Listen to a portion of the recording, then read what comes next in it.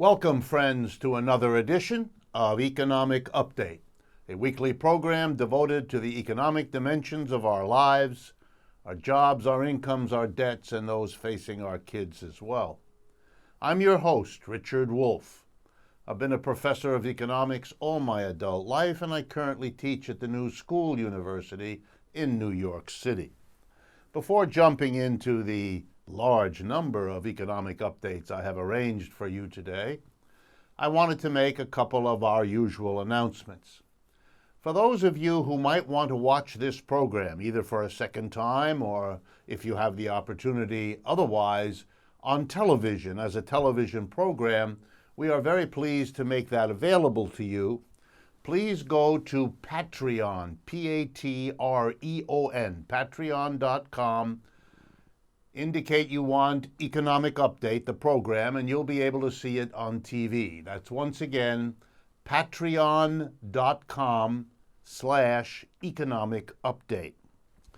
I also want to remind those of you that might be interested in having me come and speak in your university, in your union, in your community center, your library, and so on, that I am now represented by a speaker bureau, good friends and good people, who go by the name Speak Out Now. That's all one word, speakoutnow.org. If you want to email them, you can do that at info@speakoutnow.org. And I want to remind you that we maintain two websites that are available to you at no charge 24/7. One of them is Democracy at Work, all one word, democracyatwork.info, and the other one is rdwolff with two F's.com. Okay, so with that behind us, let's get into the updates. One of the big items this last week was the passage in Congress of a bill to apply sanctions to Russia. We have applied sanctions to Russia for a while now. This is another bill that applies another bunch of them for another period of time. There's two comments I have to make about the economics of sanctions. The first is that they don't work. In other words, we have much experience with sanctions. Let me give you the grossest one. Shortly following the arrival of Fidel Castro to power in Cuba back in 1959, the United States sponsored a failed invasion to overthrow him. When that didn't work, the United States applied sanctions. And for the next half century, actually a bit more than that, those sanctions were always justified on the grounds that they would bring Cuba around, would end Mr. Castro's regime, and so on. Did none of those things. The Cubans found ways to get around the sanctions, as the Russians have and as the Russians will. One of the consequences of leaving most industrial production in the hands of private enterprises is that it has become very easy for governments suffering sanctions to find more than a few companies are willing to make a little extra profit by wiggling around the sanctions. And so they don't work. They are mostly a political theater designed to persuade whoever they want to that they're being tough and going after the bad guy, but in terms of what they really do, it's fake. And so let me give you a concrete example. It turns out that also this last week, the United States Treasury Department, that's Mr. Trump's Treasury Department, levied a $2 million fine on a company for violating the sanctions against Russia. The company in question was ExxonMobil. That's right, the biggest oil company in the world. A $2 million fine for violating sanctions. Let me remind everyone what the annual revenue is of ExxonMobil. In 2016, $216 billion, that's with a B. And they got a fine of $2 million. That's as if you did something really bad and the government fined you and came to you and said right in your face, you must pay this fine 3 cents right now or we will be mighty angry. And you would fish into your pocket, giggling at every point, and give them the 3 pennies. That's what $2 million is to the ExxonMobil Corporation. But the story gets better. Who was the head CEO of Exxon during the time that it violated the sanctions put by the U.S. government against Russia? Well, a Mr. Rex Tillerson. You know him. He was made by Mr. Trump to be the current Secretary of State. So let me be sure you all get it. We have a Secretary of State who, as far as we can tell, is in no danger of losing his position, who was the CEO at the time that the government Mr. Tillerson now serves fines his company for violating the law. It takes your breath away, doesn't it? Who's above the law? Not just Mr. Trump in his own mind. All of these folks, aren't they? And meanwhile, they play the theater of sanctions. The next update has to do with medical news. Oh no, not again the insurance bill fights in the Congress that use up our headlines. I want to talk about other things that are falling kind of below the radar, and in this program we like to bring them right up above the radar and right within its purview. There's a long-standing question about whether healthcare, doctors, hospitals, medical device and drug makers, and the insurance companies, whether they should be private or public. In most of the advanced countries of the world, they are either public or they are public-private partnerships. We in America tilt the bill all the way over to the private or nearly so. Of course, in a rational society, this question of whether anything, whether it's medical cares or public parks or the police or you name it, should be handled by private enterprises or by the government, ought to be discussed and decided democratically in terms of the population's belief of which is the better way to get the service provided. But we have in America big private enterprises with lots of money. Among the biggest and with the most are the Koch brothers. And they spend an awful lot of money trying to get rid of any risk of competition from government enterprises. They want to have it all for themselves as private enterprises. And so I want to talk a little bit about some examples where leaving things to the private enterprise is so inefficient, so ineffective, so immoral, that I don't think it would last 5 minutes in an open, public, democratic discussion and decision as to whether this should be done privately or publicly. Here's an example. The McKesson Corporation. You may not know about it, but it's the largest distributor of drugs in the United States. The CEO of that company, John Hammergren, has been in the news this last week. Why? One of the things McKesson distributes are opioid drugs, painkillers that are now causing unbelievable death and destruction across the United States. Keep in mind the following statistic. 90 Americans die every day from opioid overdoses. 90 every day. Well, the McKesson Corporation distributes those drugs. And it is required by law to report any suspicious provisions, any suspicious number of such drugs being dispensed by a doctor or a pharmacy to whom they distribute drugs. They didn't do a real good job of that. Back in 2008, they were fined $13 million for not doing that properly. They promised to do better. Then they were found guilty again between 2008 and 2013, and so this last January they were required to pay another fine, $150 million in January of 2017. They clearly didn't get the message, and we suffer the results. By the way, Mr. Hammergren, the CEO, over the last 10 years, has taken home somewhere between $500 and $600 million. As one clever reporter mentioned, Mr. Hammergren could have paid out of his own pocket the fines levied against the company, and it wouldn't have made a difference to his lifestyle one little bit.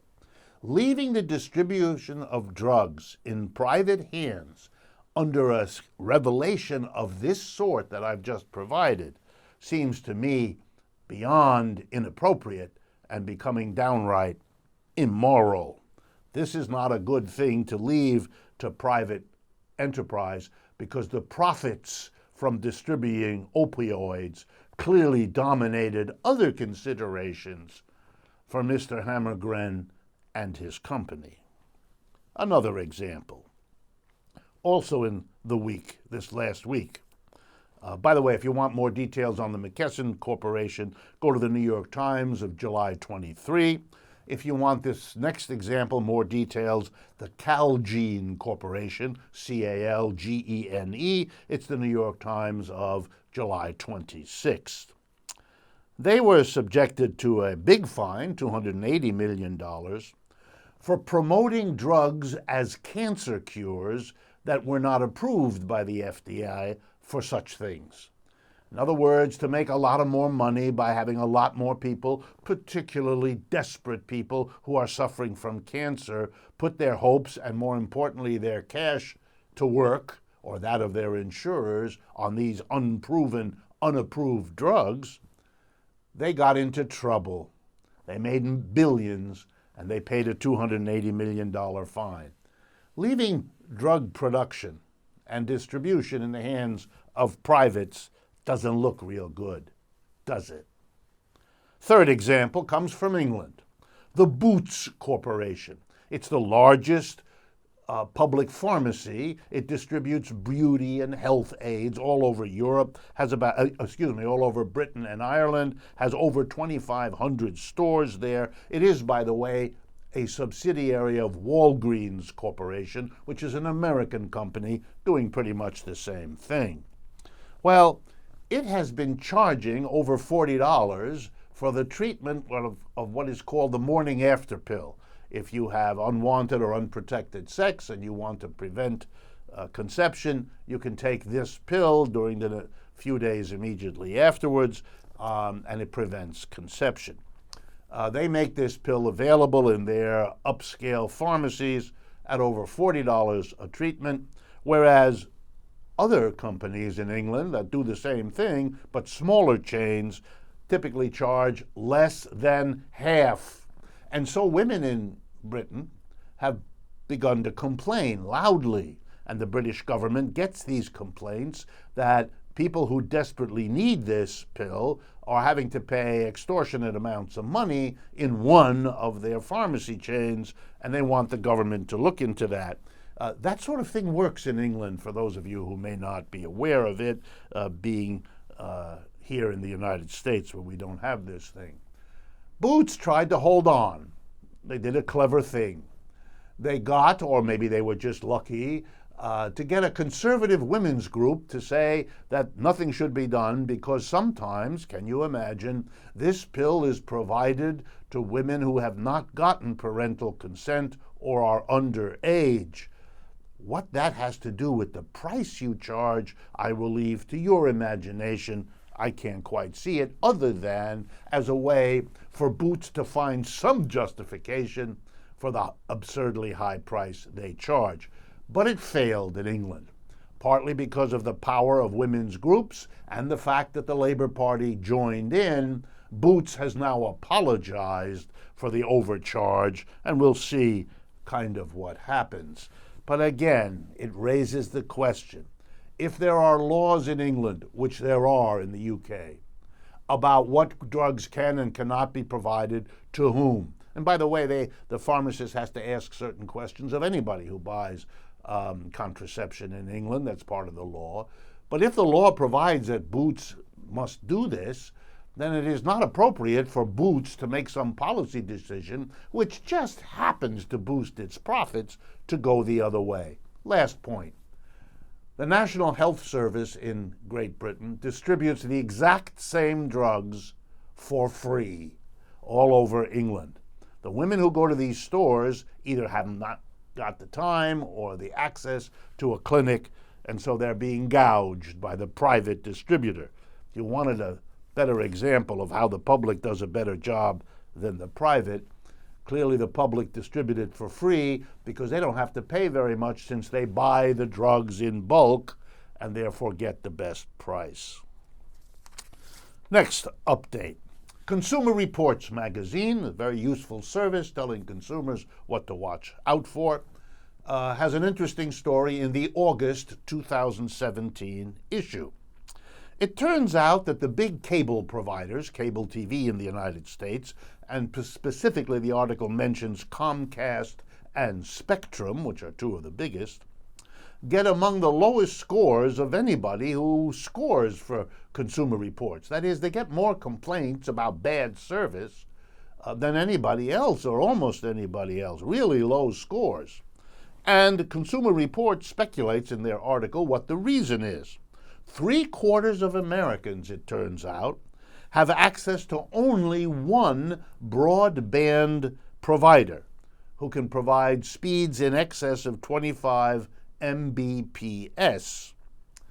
In other words, the reason that they get so many complaints is that their service is lousy and their rates are too high, and that's because they have an effective monopoly on speedy service in 3/4 of America.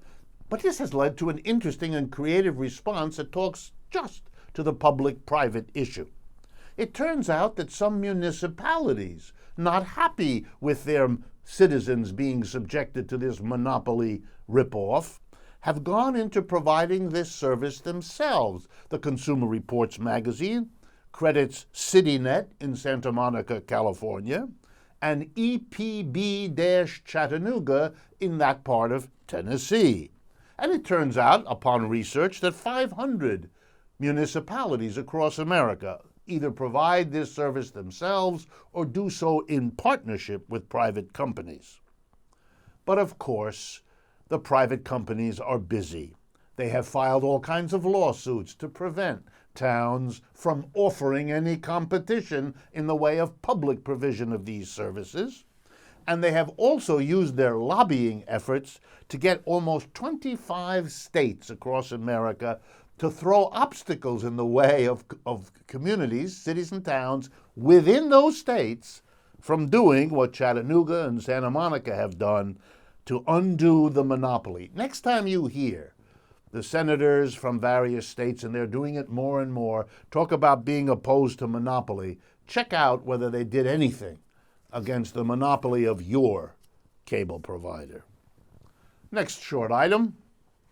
I just wanted you to know that the latest study of what CEOs of big corporations earn indicate that on average they earn 271 times what the average workers in their companies earn. That's up from 30 or 40 times 50 years ago. 271 times. It takes your breath away. It has increased over recent decades far more than what has been done for average workers' pay. That is, CEOs' pay has risen much faster than average workers. And you might be interested to know that CEOs' pay has risen much faster than the profits of the companies that they lead. They don't pay their workers, and they take more from themselves as increases than their companies earn. Nice job, if you can get it. And here are the two top winners this last year. Mark Lore, L-O-R-E. He works at Walmart. His pay last year, $244 million. And I did the math for you. It works out to $5 million a week, 52 weeks a year, or as many weeks as he actually shows up. So you consider your pay each week. And then you think about Mark Lore at Walmart. He's number one. Number two, Sundar Pichai. I hope I'm pronouncing his name right, but I don't really care. He works at Google, or what it's now called Alphabet. And he made $200 million a year, and that works out to roughly $4 million per week. There's no further comment I need make. You can make your own. Okay. We turn now to a final story, which is connected to last week's interview of John Summer, a professor at the University of Vermont who is being kicked out because he questions the mainstream orthodoxy from a left perspective. This story has to do with economics as it's taught at the University of Utah. That's right, Utah. It turns out that some years ago, can you imagine, Utah University hired in its economics department alongside a whole big bunch of professors who teach conventional mainstream economics, a few who teach it from a Marxian or a critical or a heterogeneous, these different words are used this day, in any way from a dissenting perspective. It hired a few, and they have been there for quite a while, and a few others have been hired alongside all the conventional material that is also taught. But my eye was drawn to an editorial in the Deseret News, a leading newspaper in Utah, which admitted, the editorial did, that Utah University is one of the few universities in America that allows any dissenting Marxist perspectives to be taught. But even though there are very few, Deseret News' editorial applauded the formation of a new institute, the Eccles Institute at the University of Utah, with money from the Eccles family, and hence the name. And then I really found it interesting, $10 million from the Koch brothers Foundation to establish a special institute whose job apparently is to counteract, to offset, to balance, whatever word you like, the awful influence of a few dissenting Marxist scholars, all with the requisite credentials, teaching in the Utah University Economics Department.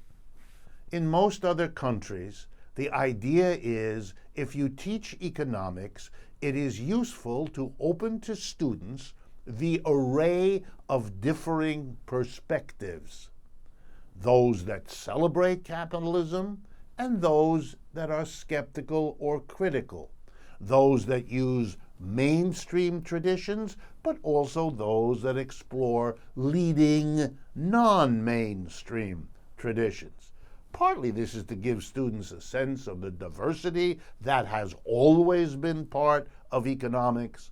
Partly it's to sharpen their mental ability to look at economic issues using multiple toolboxes, not just one, etc. All the logical, pedagogical arguments.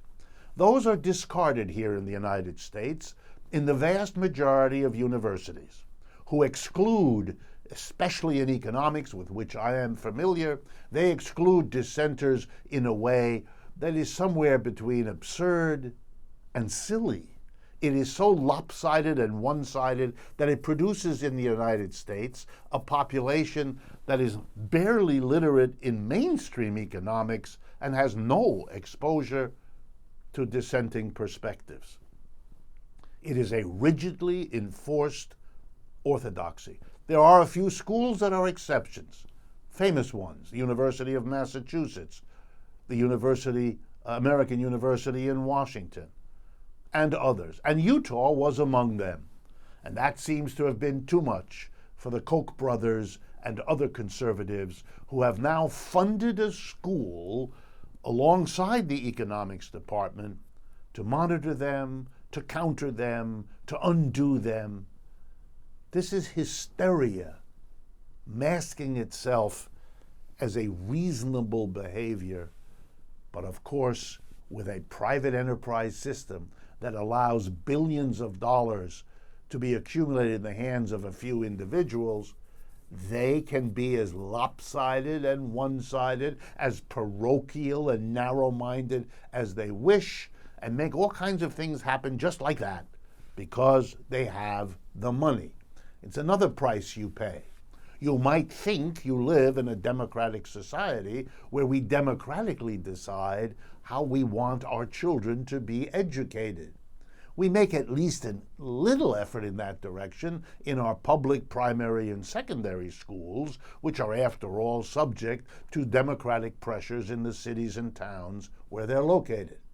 But when it comes to higher education, it is kind of an open season because we do not fund our colleges and public colleges and universities adequately. They're desperate for funds. They turn to the private sector.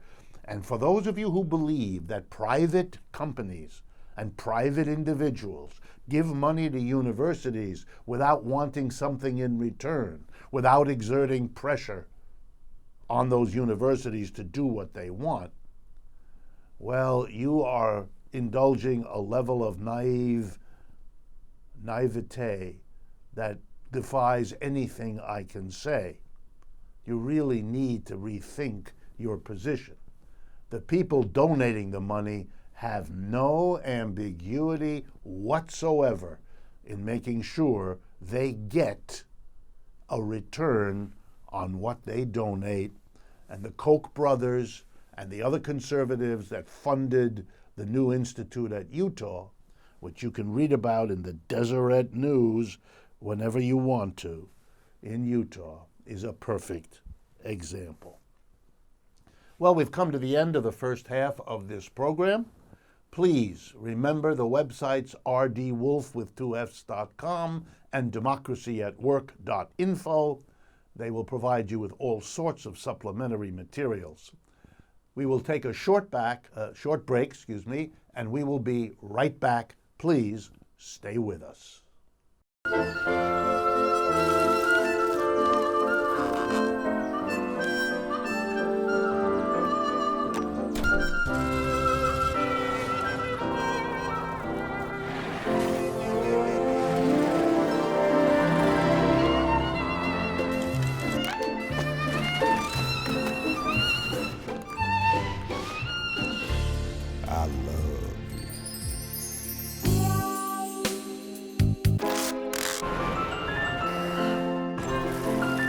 Can we get strawberries? Okay.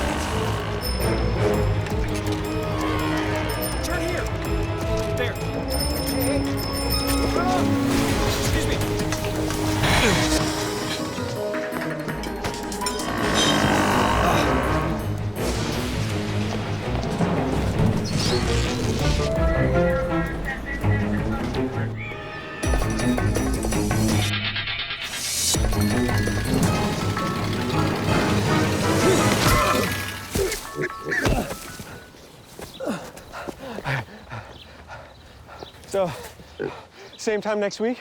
Well, of course. Put away a few bucks, feel like $1 million. For free tips to help you save, go to Feed the Pig.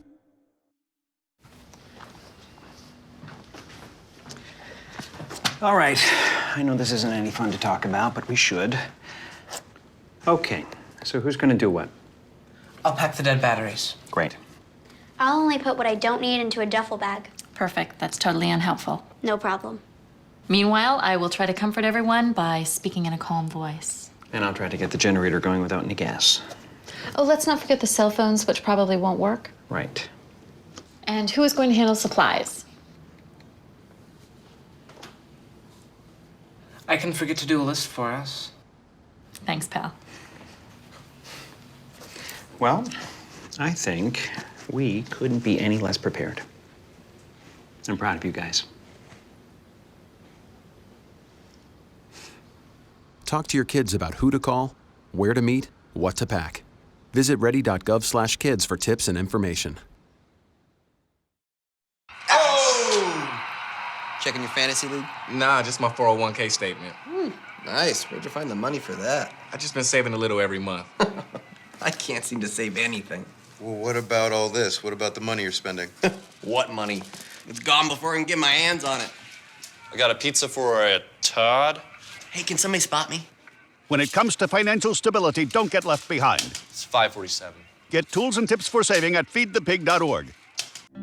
When some people struggle with their mortgage payments, they become frozen. But the people who take action are far more likely to get the most positive outcome. Call this free government program for the option that's right for you. Welcome back, friends, to the second half of this economic update program.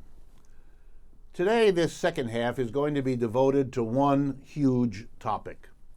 The topic is socialism. It is something that needs the conversation, and it needs discussion, and it needs debate. But before I get into it, I have to explain why it needs those things.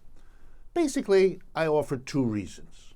First, a whole bevy of recent polls here in the United States indicates that particularly younger people, folks aged 35 and younger, when asked the question, which do you prefer, capitalism or socialism, are giving an answer that is surprising many across the United States. Namely, huge numbers, sometimes majorities, are saying they prefer socialism. Well, when you explore that further, and I have done that personally as well as looked at the literature, it turns out that it's probably fair to say that voting that way in a poll is a reflection more of people's dissatisfaction with the capitalism they live in than it is a clear preference for something else. Because when you talk with large numbers of young people, which I do in my classes as well as in my public speaking, it's quite clear that they're not very clear about what socialism is, what it has been, where it comes from, where it's going. And so in the interest of responding to the growing interest, I want to talk about it on this program. The second reason has to do with the fact that here in the United States, unlike in most other parts of the world, for the last 50 years, there has been a deeply repressive taboo on discussing socialism in a reasonable way. What are its strengths? What are its weaknesses? What are its achievements? What are the things it did that we want to avoid? Just the kind of reasonable, balanced assessment that you would give to any topic that seemed to you or me to be important. We haven't been able to do that. We have been in a Cold War for most of that time. Our enemy, we were told, was the Soviet Union. It was socialist, and therefore it was socialism, and everything having to do with socialism had to be pooh-poohed, put down, denounced as horrific and evil and awful, as if we were in the middle of a life-threatening conflict and had no time or interest in a balanced assessment. We were fighting for our lives, or at least that's what the thought leaders of this country wanted us to believe. And so we didn't have a conversation. They had it everywhere else, pretty much, but not here.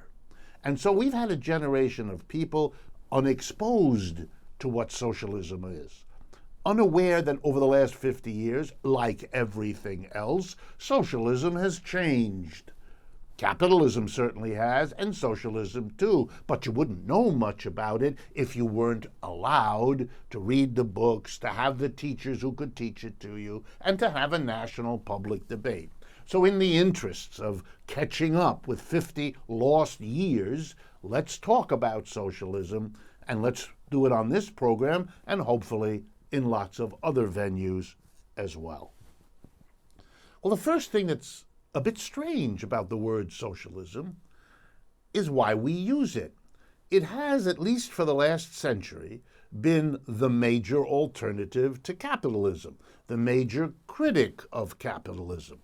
In most countries of the world, there are socialist parties who are important and often win the elections and become the governments in those countries. It's been true in virtually every country of Europe, for example, but many other parts of the world as well. So socialism is a regular, normal part of the lives of people in those countries, and there is no evidence to suggest that they're worse off than we are because they've had such a conversation, and a good bit of evidence to the opposite. In any case, why socialism? While the word social, what we are all part of, the society, as opposed to a particular economic system called capitalism. Why do that? Why word it that way? I think the answer lies in understanding a little bit more about capitalism, the very thing socialism is critical of. Because capitalism hasn't had one meaning either, and capitalism hasn't stayed the same either. So let's go through very briefly how capitalism has been differently understood in the past and also in the present. So, for example, some people see capitalism as a particular way of organizing production, so that some people, we'll call them employers, that's a relatively small group, are in charge. They make all the key decisions of what they're going to produce and how they're going to produce it and where they're going to produce it. And if they make money from doing so, if they produce something that sells well, then they decide what to do with the profits. Meanwhile, the vast majority of people who work in the enterprises that employers run are called employees.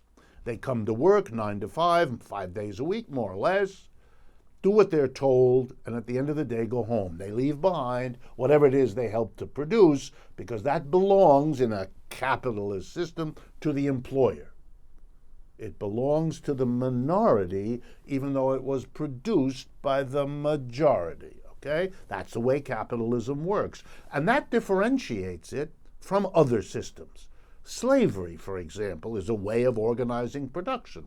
But there the two key players are masters and slaves, and we know enough about that system to know that it's different from capitalism, because in capitalism there are no masters and there are no slaves. That's outlawed by law in most capitalist countries, including our own.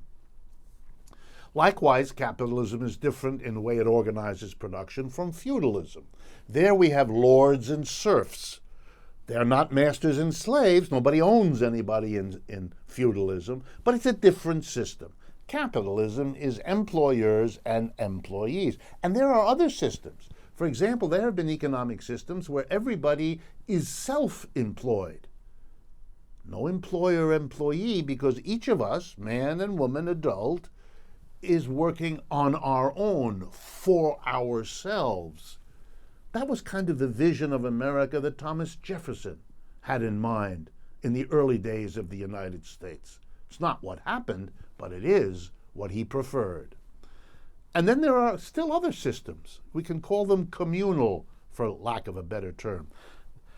Excuse me, that's when a tribe or a village or an extended family organizes production kind of equally, everybody having a particular role to play and a particular voice in making decisions. Some people call it collectivist, some people call it communal, some people call it communist. It's a variety of terms, but it's clearly different from the employer-employee system. So that's basically what capitalism has often been defined at, but it's not the only definition. If you pick up an American newspaper today, you will actually see capitalism defined very differently. It will be defined in terms of markets and private property, or even private enterprises. For these people, the definition they want you to focus on is how goods get distributed by markets, by market exchange. I get some of that because I give you something equivalent, money or some other object. And they want to focus on whether things are owned privately or publicly. I don't want to get into a debate about what the best definition is. I've done that on other times. I just want you to have all of that in your mind. Why? Because it helps me to explain the varieties of terms that socialism has taken. So, for example, some socialists, just to pick up on what we just said, think of socialism as not markets, but instead government planning, and not private enterprise and private property, but instead the public, the government, owns the means of production. So for them, they got a nice dichotomy here, a nice split. Capitalism is private enterprise and markets, and socialism is government planning and government owning and operating enterprises. That's neat. And that's kind of the way the debate played out in the 20th century. But the 20th century is over.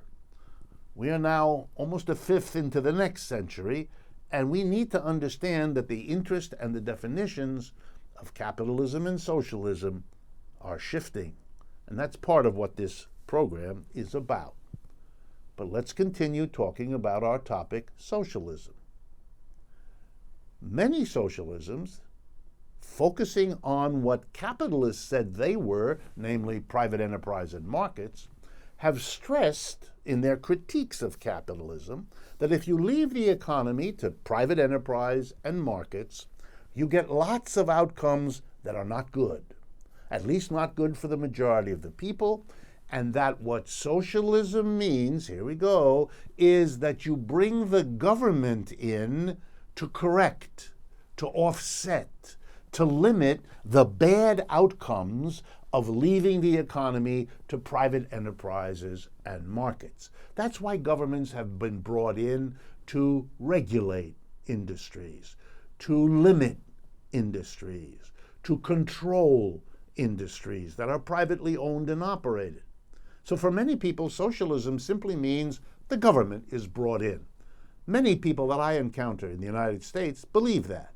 For them, socialism is when the government limits the wage you pay. You can't pay below a certain minimum wage, or you can't charge an interest rate above a certain amount, or you have to install mechanisms that clean the air that you pump into the atmosphere that we all breathe, and so on. Any government coming in to limit or control private enterprise is seen as socialism.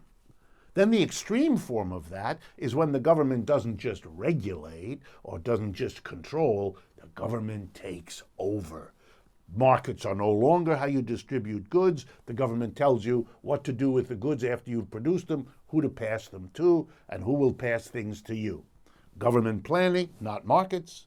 And then the government doesn't just regulate private enterprises, it literally takes them over. It runs them as government enterprises. And of course, the two great examples that people point to are the Soviet Union and China, as people who were communists, that is, their kind of socialism took the full measure of the government coming in, whereas the kinds of socialisms you had, still have in France or Germany or Italy or Scandinavia, has the government with a big regulatory role, but not literally taking things over the way they did in Russia and China.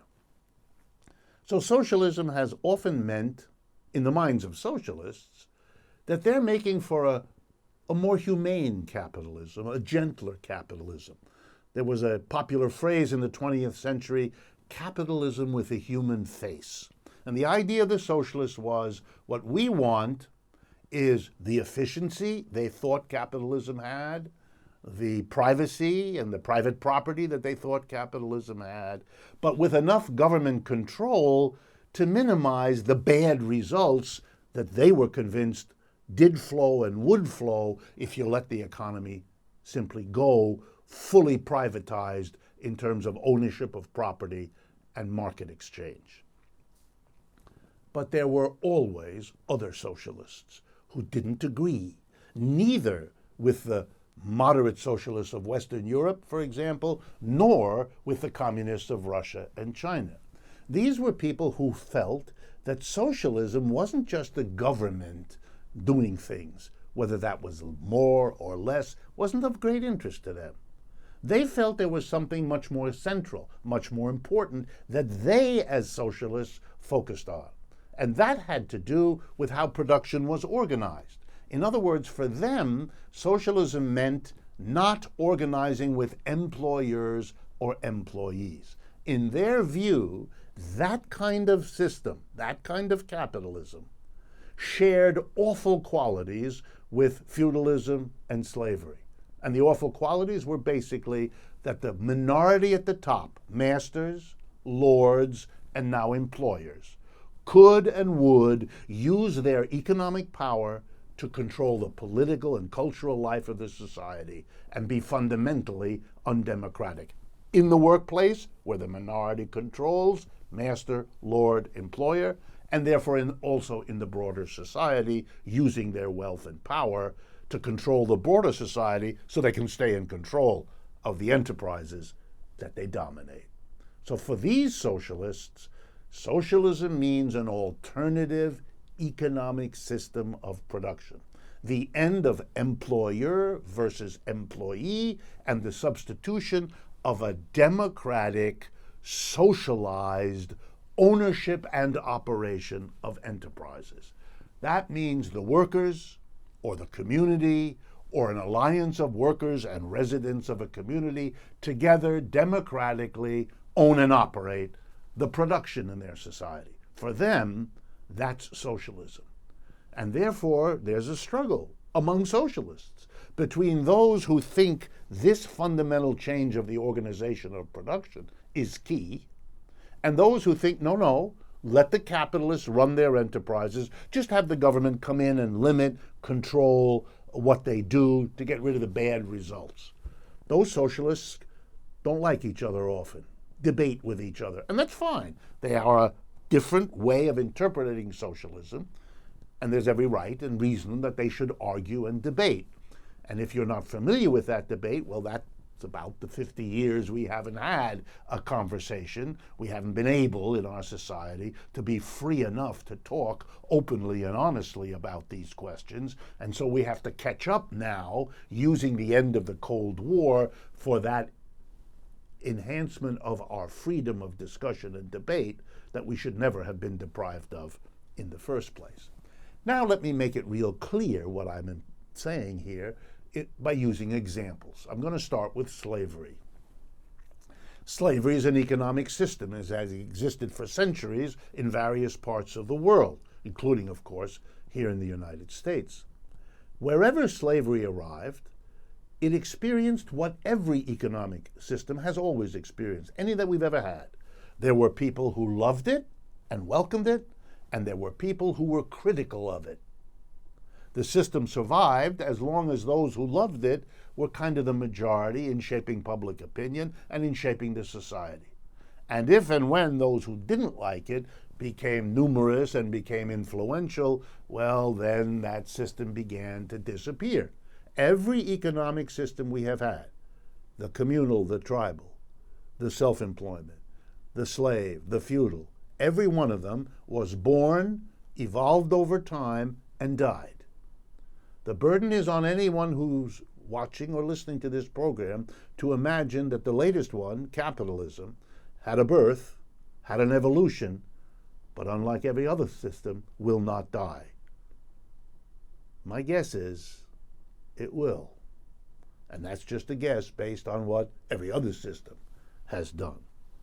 Well, let's go back to slavery. Why am I talking about it? Because slavery had its detractors. Slavery had its critics. Slavery had its dissidents. We know about that because when slavery was ended, both here in the United States, in Britain and Europe, and Asia, Africa, Latin America, it was a kind of notion that people had that it was good riddance, that human beings shouldn't be the slaves of one another. So there's a kind of a residue of hostility. So it's easy for me to show you and to explain that slavery always had its critics who eventually helped that system to go on and pass away. But throughout the life of slave systems, you had, again, two kinds of critics. One set of critics said, the slaves should be treated better. They're not being fed properly. They're not being clothed properly. They don't have good places to live. Their families are being wrecked by their owners selling different members of the family to other. We want slaves to be much better treated. You might call these people reformists. They wanted to reform slavery to make it work better. They wanted slavery with a more human face. Then there were others who said to the first group, are you nuts? The problem here isn't how well the master treats the slave. The problem is we shouldn't have slavery. And we must do that, because if all you do is get the master to treat the slave a bit better, then what's to prevent the master the next chance he has from withdrawing whatever it is you've made him do nicely and going back to what he did before? There's no real security for the slave not to be what a slave is, at the mercy of the master. And therefore the issue is free the slave. Those two people, those who wanted to reform slavery and those who wanted to revolt against slavery and make a transition to another system, is the history of the struggle over slavery, and a history that we now know was eventually decided in favor of the revolutionaries, because we don't have slavery hardly at all anymore. Well, now the parallel, the reason I tell you the story about slavery, is with capitalism. Socialists can be easily divided into those who favor reform and those who want something more. What do the reformers want? They want the government to come in and make for capitalism a more human face. Make sure workers don't get less than a certain amount. Make sure where they work is healthy and safe. Make sure that the tax system does a little bit to prevent extreme inequalities of income. That's what socialists, or reforming socialists, or what in America is called democratic, that's what they've wanted. They basically okay with capitalism, but they want it to be reformed. And then there are others who say, wait a minute, stop. Even if you get the reforms, if you leave the capitalists in charge, which is what you're basically saying, they can and will try to take back those reforms, and you'll be in an endless struggle. You get a few, you lose them. You try again, you lose. What has to be done is to change the organization of production. No more employers and employees. Well, what would be the alternative? Well, we know what it is with slavery. It was every person is equally free. And in the critique of capitalism of those socialists who want to go beyond reform, the argument is everybody is both an employer and an employee. No more dividing people between the one or the other. It's like saying to the slave, you are now a master, you are now a slave.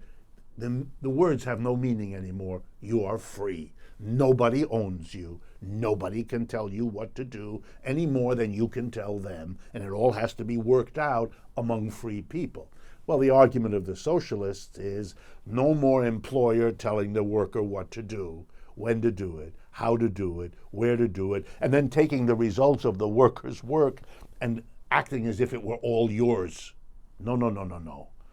Whatever the different people who participate in production do, they're all members of a team, they are all equal, and they equally decide what is to be produced, how it's to be produced, where it's to be produced, and what is to be done with the profits that all of them together have worked to produce.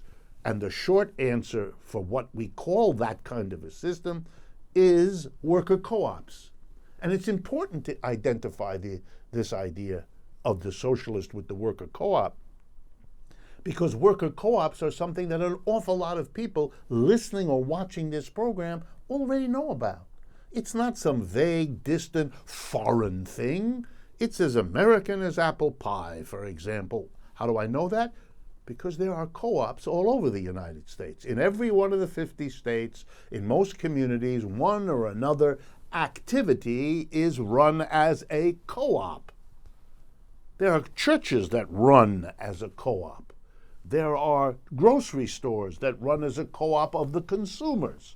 There are businesses that already run as worker cooperatives. We talk about some of them on this program. The socialism that existed in the 20th century, the dominant socialism, the socialism identified with Russia and China, Soviet Russia and the People's Republic of China, focused on the big picture, what we might call the macroeconomic perspective of socialism, government ownership, government planning. We now have a century of experience with that. We see its strengths, and there are some, and we see its weaknesses, and there are plenty of those too. And we've learned, and socialists are learning too. And one of the conclusions drawn more and more by socialists, which is how socialism is changing, has to do with focusing more on the micro level, the level of production, the individual store or office or factory, and saying that's the root of the problem and that's the solution area. Let us transform how we work, how adults spend most of their lives, 5 out of 7 days a week, most of the adult years of their lives, they're at work in an office, a store, or a factory. If that were run democratically, if that were run equally, where everybody has a voice in making all the big decisions, we would change as human beings, the community would change. The vision of socialism, of doing something better, was always lurking in this idea. This is a way to say, look, it made sense to say to slavery, whatever you accomplished as a slave society, we can preserve all or most of it, and yet do better by making people free. And the end of feudalism came when people said, we can preserve the 1,000 years of feudal Europe, its achievements, technically, culturally, but we can do better by saying nobody is a lord and a serf anymore. None of that. The serfs are freed. That's what the French Revolution did. And so the socialists are now arguing, and the point here is not for you to be persuaded. The point is for you to understand the argument, and then we can have a debate and discussion and change it. And that's all a healthy society should do. But the socialists of today, the emerging socialism, is one that says if we want to overcome the problems capitalism bequeaths us, we hold on to what capitalism achieved, its successes, and there are plenty. But we also recognize its flaws and its failures, and we go to the root of that problem, and we change the relationship in production. Employer-employee is too close to master-slave and lord-serf, and we have to see it, and we have to make the change. Thank you for your attention. I want to thank all of you for being partners, which is what we want all of you to be, to share what we do on this program with others, to point them to the websites. I want to thank a longtime partner of ours, truthout.org, that remarkable independent source of news and analysis. And I want to say, and I mean it, that I look forward to speaking with you again next week.